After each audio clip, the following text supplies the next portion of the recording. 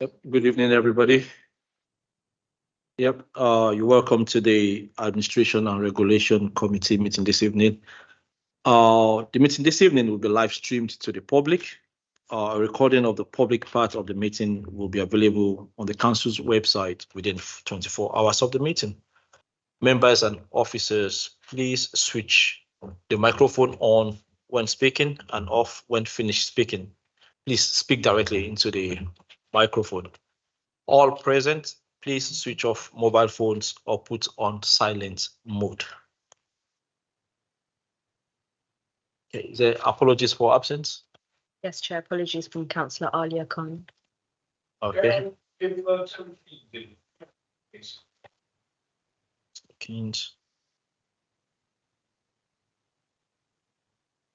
is there any other apology? Okay, thank you. We'll move on to the minutes.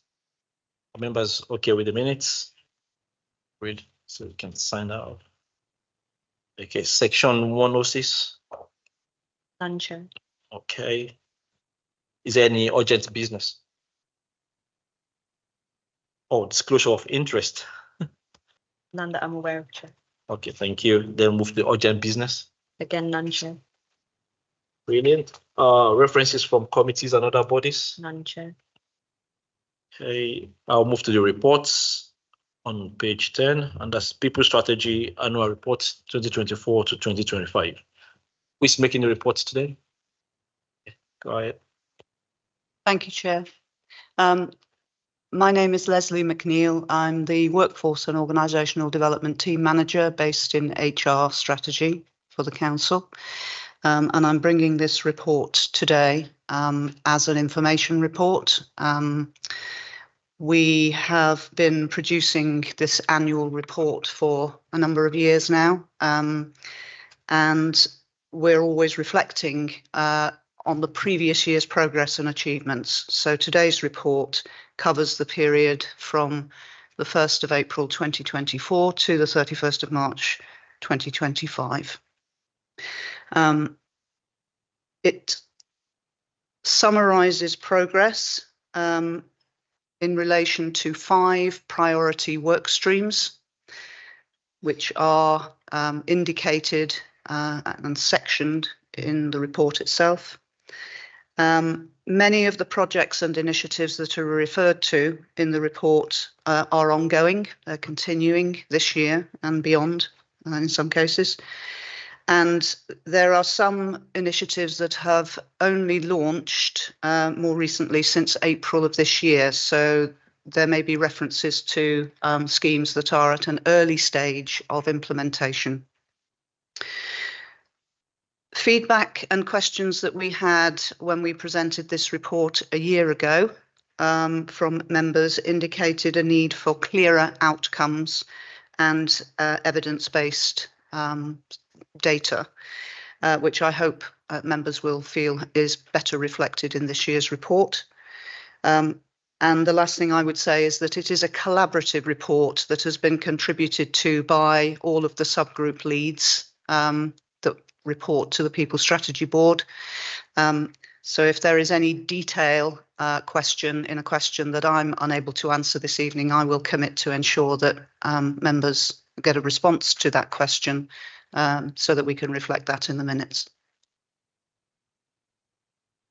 Thank you very much. So, is there any questions?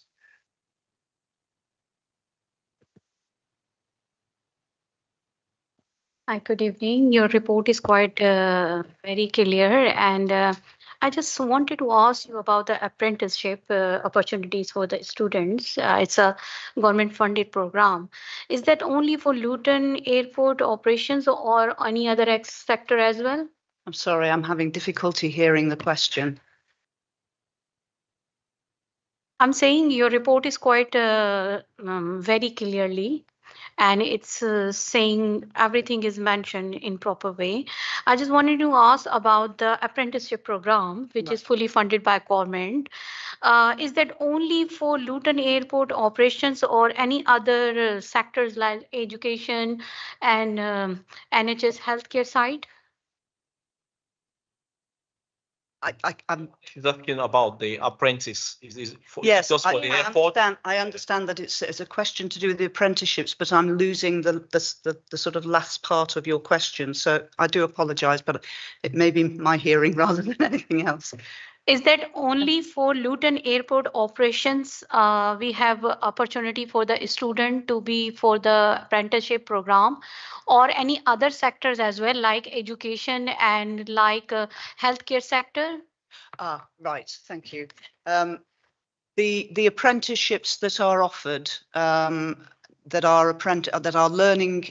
Sorry, our adult learning team are responsible for overseeing all of the apprenticeship provision across both the council and the town. So although there is a reference in this report to Luton Airport operations, it is not the only organisation that we're sort of engaged with in terms of offering apprenticeships. And one of the things that happened this year for the first time was a town-wide apprenticeship celebration event, which included a number of local businesses as well as the council celebrating the achievements of apprentices. So how can we publish this opportunity for, especially for a student? Is that only the website of Luton Borough Council, or any other way we are using to let them know the student for the apprenticeship program opportunity? So we work very closely with schools. The apprenticeships team engages with schools across the council. We participate in things like careers fairs, what we call insight days, where students can gain an insight into career opportunities that are available, some of which would be through an apprenticeship route, but not only through an apprenticeship route. And if this is kind of helpful to you to answering your question, we also have a very comprehensive work experience programme that is available for year 10 and 11 students. One more question. How many places for apprenticeship at the moment we have altogether? Around 100, 200? So bear with me 1 second.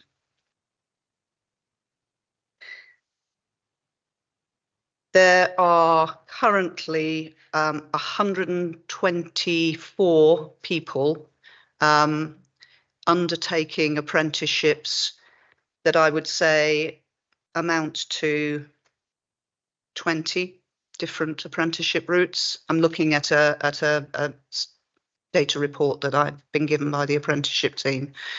Those apprenticeships range from accounts, finance, business administration, chartered surveyor, children, young people and family practitioner apprenticeships, data apprenticeships, early years, housing, occupational therapy, senior leadership apprenticeships, social worker apprenticeships, and teaching assistant apprenticeships. So it's quite a comprehensive list, I would suggest.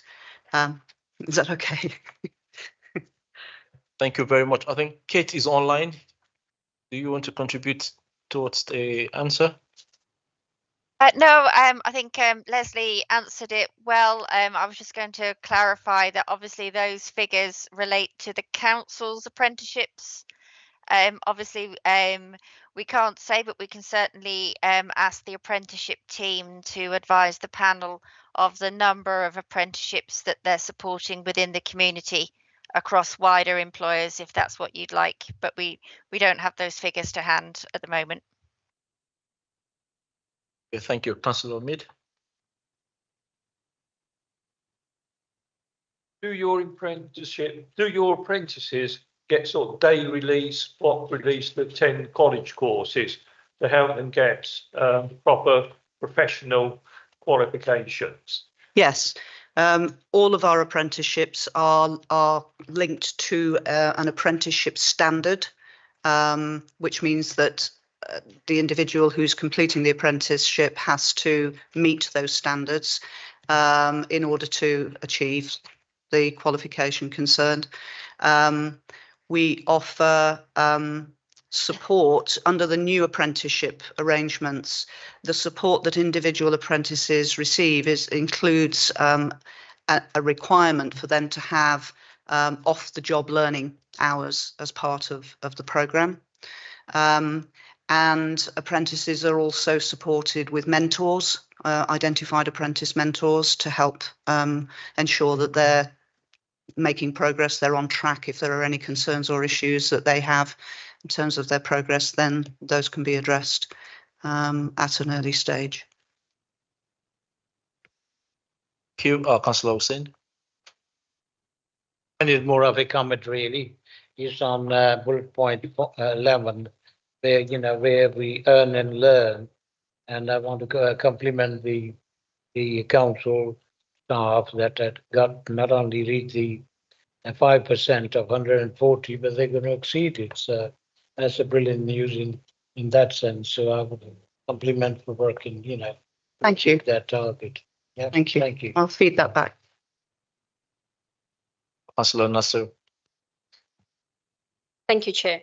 Yeah, my question is, first I want to, my question already my colleague asked that, it commented on that one, but I just want to comment something else. Is about the job fair recently we have. So when we received the advertisement, we tried to, give all our contacts. So people I know, they came feedback being 6 children from the college. Can you hear me? I'm hearing most of it, but okay. Sorry. So for the job fair, we had the last week. One we have Venue Central and one in Hockwell Ring.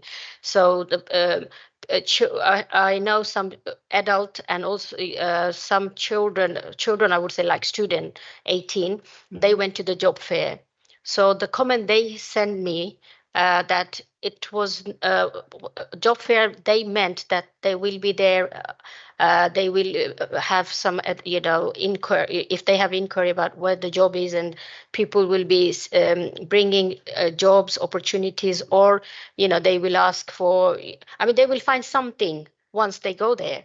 But what they have seen, that it's just an advertisement of that company, that they do recruit, but that's everything online. But when they tried to apply, there was no job at all. So that's I did about that one last week on another meeting. So if that could be checked, and also some 18, 19 years old, they applied for the council website. Last 3 months, they didn't receive any reply. Recently, one has received a reply, but that's something, when this resident asked this question, that why this is not being, even they don't have a job, or if it's offered to someone, they should receive a reply saying that, oh, this has gone or something like that. But just waiting for 3 months is not fair for the, residents. I take that point. I think I just wanted to clarify if the company that you refer to that is advertising jobs that are not available, is that a company other than the council? That was companies, they came to the job fair. Right. And it's what I'm trying to say, that job fair was not what was people's expectation. Right. Okay, thank you.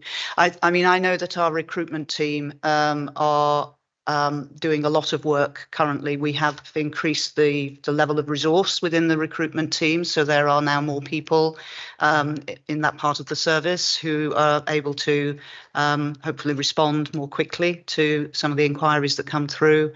And they work very hard with schools and colleges in terms of making sure that the way in which the recruitment fairs are being delivered, gives people sufficient information and knowledge about potential opportunities. So again, it's something that we can feed back to that particular team to look at. Omid.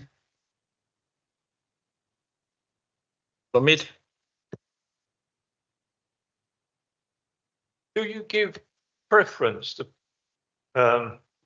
the recruits for apprenticeships to people with LU postcodes, or do you recruit from a wider catchment? We have a commitment to local recruitment as a priority. That's our first preference, obviously. And again, I think there's more activity taking place now than perhaps in previous years to ensure that people who live or in Luton are able to access those opportunities. We also engage very closely in partnership with the local university for the same reason.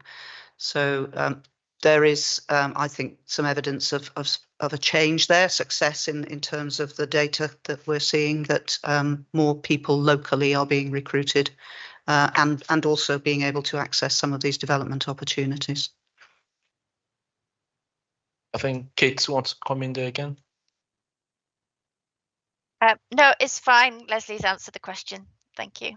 Yeah, but we will take the issue around the that the member raised around the community job fair back to the team, and I'll raise that as well. Thank you for the feedback.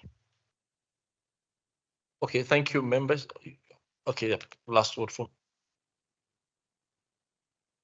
Taking on to what my colleague had said, one of the problem, I mean, Civica was pretty bad in terms of people applying. Now that we've got the service in-house, and the number of people that I know of applied as a newly qualified graduate as an intern, but they've never even got the response back for them at all. So if you can check that, know that it is, the council's own, the IT side of it. Yeah. We ought to be encouraging newly qualified graduates to be working in Luton, because forevermore we're saying that graduates are leaving Luton and don't work in Luton when they qualify. But if we're not encouraging them in the first place and don't even bother when they make the inquiry, then we're not going to have a graduates staying in Luton. And then we say, well, why do they leave if we don't encourage them? Thank you. Noted. And again, something that we will follow up with the team. Can I just ask a quick question to the councillor? Is it that they're asking for internships and work experience and not getting a response, or are they applying for jobs and not getting a response? Just a point of clarification would really help. Thank you. Yeah, they're applying for a job as an intern, so that they can get some experience. And then if there are, opportunities for them to continue, they can do that. But they're not even getting the acknowledgement. Our HR needs to get their act together, that if there is somebody applied, at least acknowledge their inquiry. And when they've gone into filling in all the requisite form, then that should be, responded back. Okay, thank you very much, Councillor Ambier.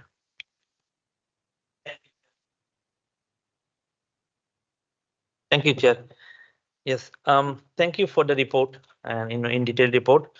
So I have a few questions. First, I'm just referring to point number 31 about average sickness rate. So I can see the sickness like absence rate is higher than annual target. So do you have any policy in place? People want come from return from sickness, how are you going to evaluate, or do you have any system in place if people who are in long-term sickness? Because from my experience, I have seen when I try to contact some officers for different casework, I found people are absent for a long time. So is the people I just wanted to make sure people are not taking advantage, because the local government is quite a generous HR system compared to private limited company. They have lots of stress, or they have to take all this challenges and pressure, make sure they're not taking advantage of the sickness. So what is the council policy, people who are in long-term sickness, and how are you going to meet or achieve the target? Because you are in like the target is higher than national average. And also another one, I got subsequent question I would like to say is about return to work. I know we had the COVID at long back. So some council, they made it mandatory to work for fixed days in a week to work in office. Because we have a big premises in the middle of town hall, but most of the day when I walk away to the council, I can see half of the desks are empty. Because I know some council, they remotely and they allow remotely and they sublet the premises for the income, the revenue. So at the moment, I'm not sure whether council have a policy return to work on any fixed day or any fixed days, desk that will, if you can clarify this two question. Like I got to say another question like to ask later. Okay. Thank you.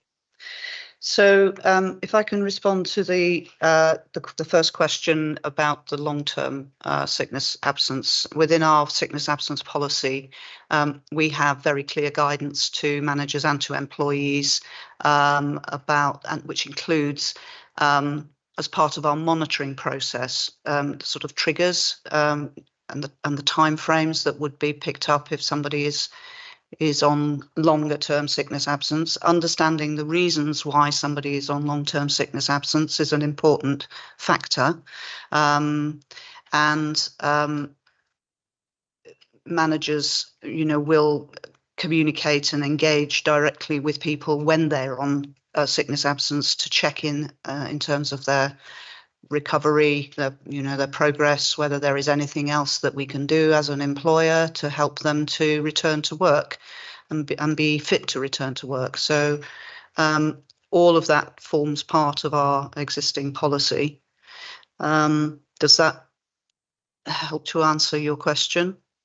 Just wanted to think is the annual target is like still higher, like sickness absence rate. How are you going to minimize and reduce the sickness absence? Yeah, I think that the rest of this section of the report makes reference to some of the measures that we've put in place over the last 12 to 18 months to support employees' wellness and health and well-being in the widest sense. Some of those initiatives are relatively new, so it'll be a case of us continuing to monitor and ensure that those initiatives are actually having an impact. And we have, as part of that provision, we have a new wellness provider since April of this year, which employees, both individuals and their family members, are able to access and utilise the support that's available that way. So there are a number of things that we can signpost people to if they need support in relation to any aspect of their health and well-being. That is, yeah. And then the fixed day question that you raised. So we do have a return, sorry, not a return to work, but a hybrid working arrangements in place as a council. We are strongly encouraging more employees to come into the office and to come into Luton more often than perhaps was the case during COVID and immediately after COVID. On the question of a fixed day, the expectation currently is that on average, every employee should be working in the office or in Luton 2 days a week. And that will vary, obviously, depending upon whether the service is frontline, where workers would need to be visible and, operating within the town on a more regular basis than that because of the nature of the work that they do. Does that answer your question? Okay. I think, Kate, you want to comment again? Yeah, just to add to Leslie's answer, I suppose with regards to sickness, what we the top 2 reasons for sickness absence in Luton are musculoskeletal conditions and mental health. Musculoskeletal is predominantly we see that in some of our environmental frontline services where they're doing physical work, physical jobs. And so obviously we've been doing quite a lot of work at the depot around actually working with some of those frontline teams about safe handling, around foot health, but also we provide a physiotherapy offer to our employees as well, which is quite unique as an employer. So we're trying to do that. And then around the mental health, as Leslie said, we've got a new employee assistance program, which offers counselling for staff.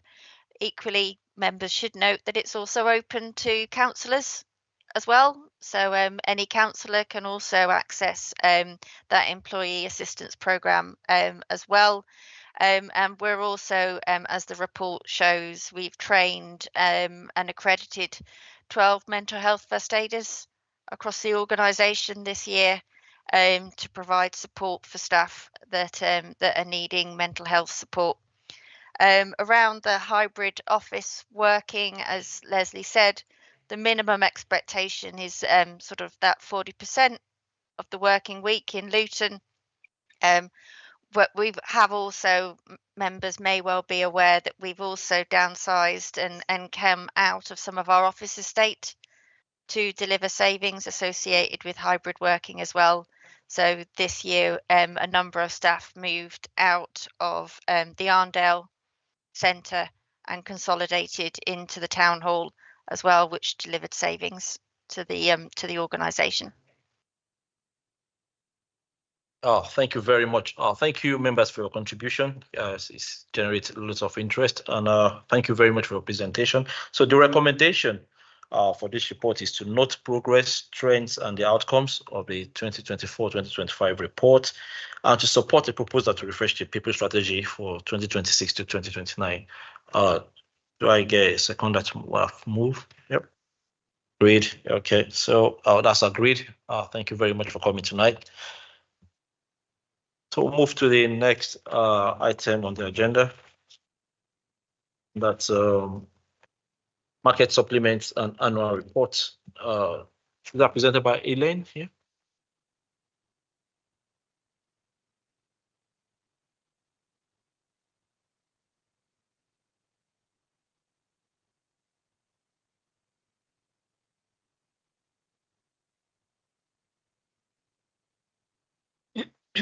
Hello, can you hear me okay?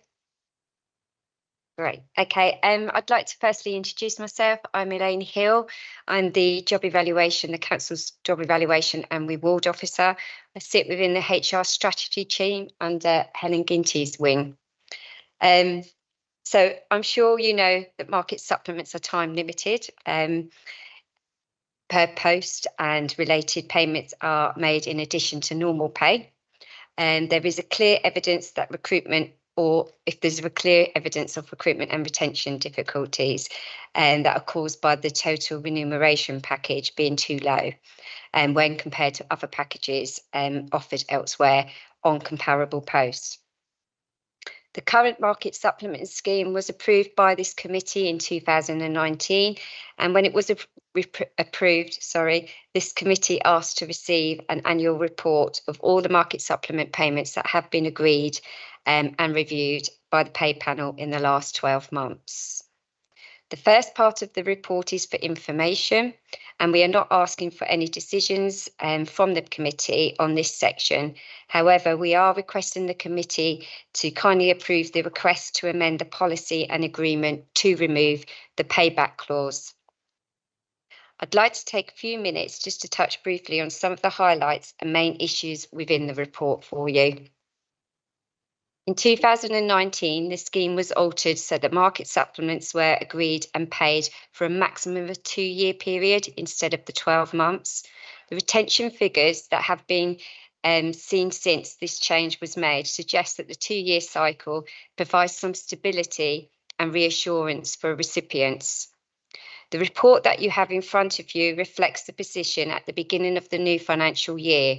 So at April 25, there were 357 employees in receipt of market supplement, which is an increase of 21 from the previous year and represents approximately 12% of the workforce. This number has increased year on, as Section 16 refers. Although there has been an increase in payments, only a small element of the increase is for roles that have previously not attracted a market supplement. Most of the increase is due to increase in occupancy levels in roles that have previously been awarded a market supplement. Some notable success stories, Appendix 2 refers.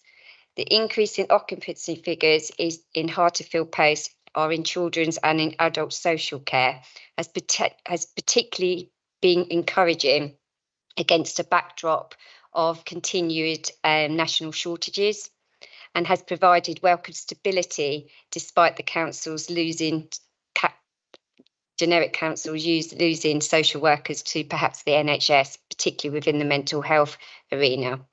This cohort equates to 69% of payments being received by market supplement. There have been successes in recruiting and retaining within the planning function, again, despite the persistent national shortages.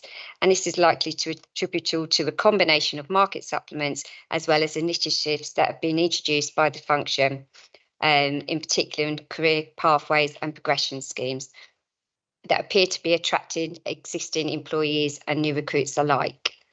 Our legal services have secured an in-house advocate in, again, an increasingly aggressive market with the recent agreement of a 5K market supplement. We have seen slight decreases this year on the market supplement, particularly within perhaps more niche roles, senior ARBO, HGV, refuse drivers and building control inspectors around the middle management level. And we're confident that the benchmarking is correct on that. There have been some removals, the vehicle technicians and the educational psychologists and senior educational psychologists. This is due to the recent grade shift parameters that the committee agreed at the early part of this year.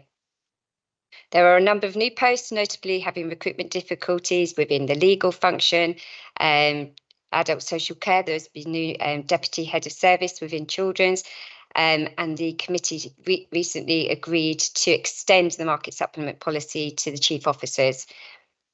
The planning enforcement engineers and the Civica harmonisation roles are also included on Appendix 1. In terms of cost, the spend of the market supplements for 24-25 was 1.2 million against a forecast of 1.77 million. The budget for 25-26 is 1.8 million based on eligible posts that are being filled for the full year. So this is marginally higher by 2.48%. As well as reviewing the report, we are kindly seeking, asking you to consider the proposal to remove the clawback provision within the market supplement.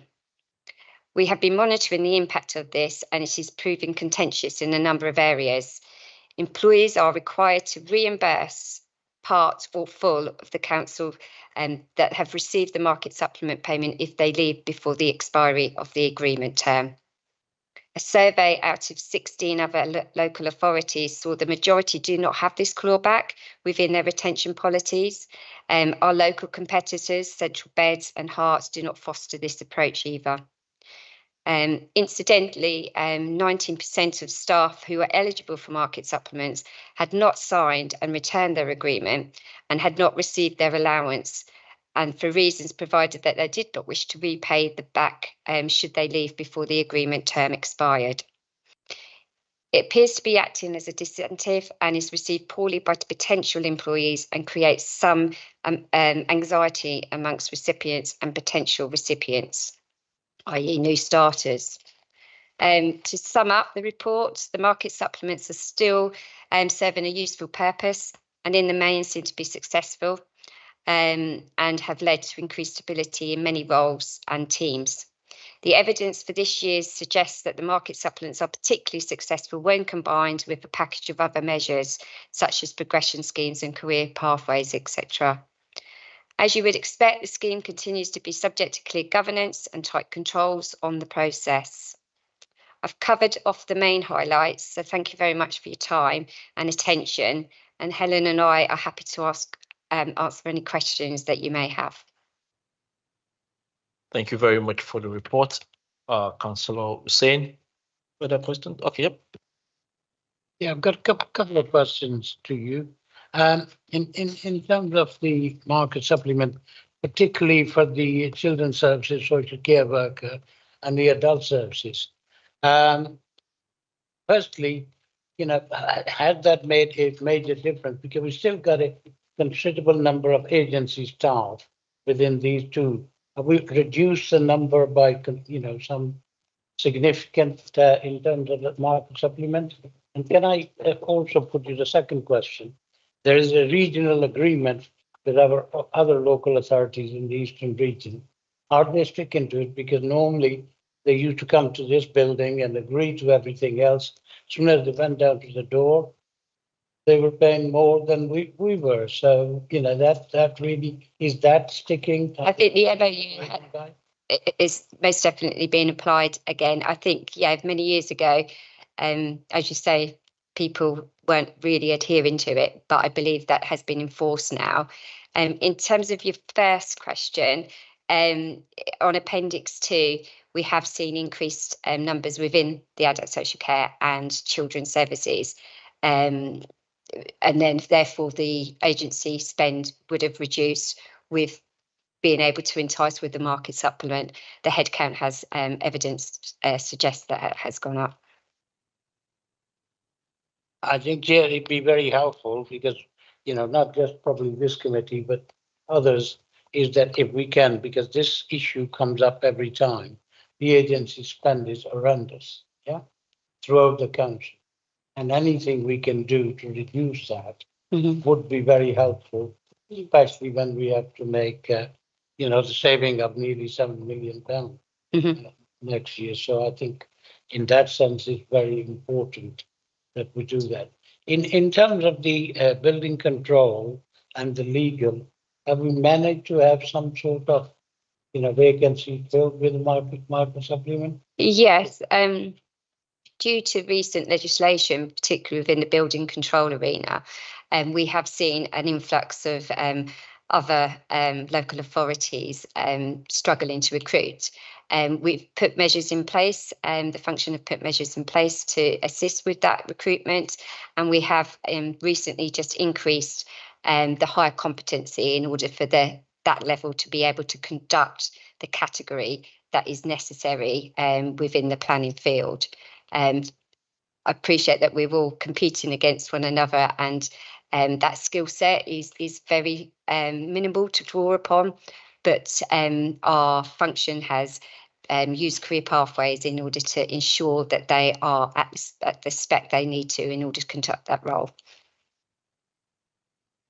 I think in terms of both of those particular services, as well as the others I've mentioned, it has an impact on council financial situation in terms of where they're trying to get an agreement with another company or something. It takes so long that in the end, people say, well, now I'll move on and get, do business somewhere else. So I think legal as well as the building control are so important for the development of, particularly in the center of the town, where we want to see, development to be taking place, because it is income to the council. The more housing unit we get in the town centre, so it counts, that we need to rethink that, how we can do that, where developers don't wait for months and years for a building to be started and completed. The service are confident that by having the additional market supplement will attract the right caliber person in order to make that additional money and not have to resource it out. Can I just add to that the a lot of the areas and building control as well are building in these career pathways to try and retain the people longer term. So they're not just short-term appointments. They come in, they've got a pathway to follow, so that the retention and the market supplement helps. The career pathway embeds them for a period of time. Okay, thank you very much. I think Kate, you want to come in there? Yeah, I was just going to add as well that the market supplements play a key role in also retaining talent and staff within Luton. So in some of those areas, they've been critical to actually making sure that where we've got some of those really tricky positions and high demand positions, that we're retaining the good people that we have in them. So and then relating, I know Elaine was saying, we have gone through a thorough process over this year, reviewing all of the market supplements and making sure that they are fit for purpose. And some have reduced, but some have also increased, recognizing the changing market and the benchmarking that supports actually making sure that we can recruit but also retain talent in Luton. Okay. Oh, thank you very much, Councillor Ampier. Thank you, Chair. Yes, I'm just follow up this answer you just made about because you were trying to give the market match the market supplement to retain the talent, but we must have to understand our council budget every year getting squeezed.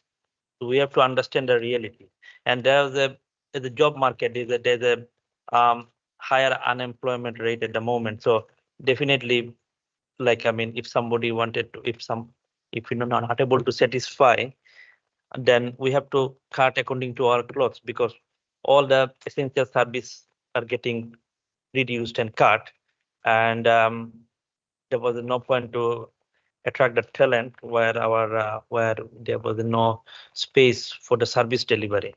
So we need to have a realistic approach and see what's going on, and make sure we have to, because on 2025 to 2026 there is a nearly 2.5% increase than this year. So, and what we see in the full council meeting, our budget is getting lesser and lesser. We have the limited resource and squeeze the budget, and there was it is very to me it's not justified to match them to encourage the market supplement where our essential service has been cut.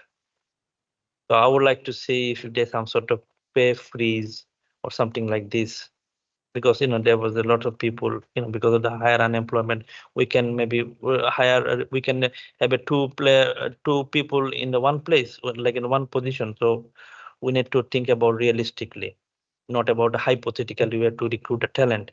But if there's no service provision, what's the point to have a talent? Thank you. Can I just respond to that quickly? I think there's really strong governance around the market supplement scheme, so which is very sort of conscious of cost, and there's very strong benchmarking that goes on. So any market supplement that's being considered is considered against benchmarking data to show what the surrounding marketplace is paying for that role. So and it's interesting that this year, I think for the first time, we've actually taken away market supplements.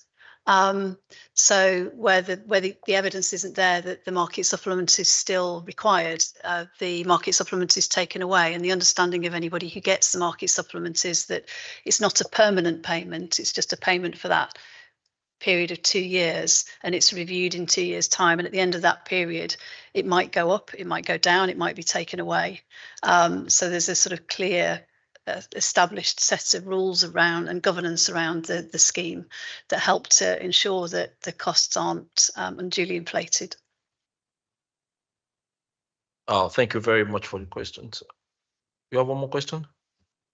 Just wanted to make a comment. I think what I did say at the beginning, Chair, is that we've got a huge shortage nationally as well as locally in children's services, social care, building control, in the legal services. And we are paying twice as much for the agency workers. And that bill is too much. And only way you can attract that if you're paying market supplement. So I think we need to be mindful of that is long term is a saving for us if we can recruit people. If we can't, we will pay millions of pounds in agency staff.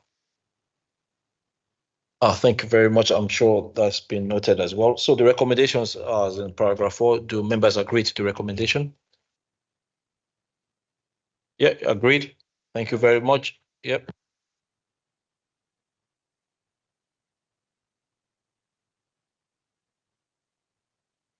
So yep, we'll move to the next item on the agenda. That's the draft committee work program. Yeah, we agree to that.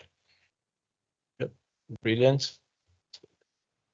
Okay, so is that it? Okay, yep, that concludes the meeting. So that concludes the meeting for tonight. Thank you very much for attending.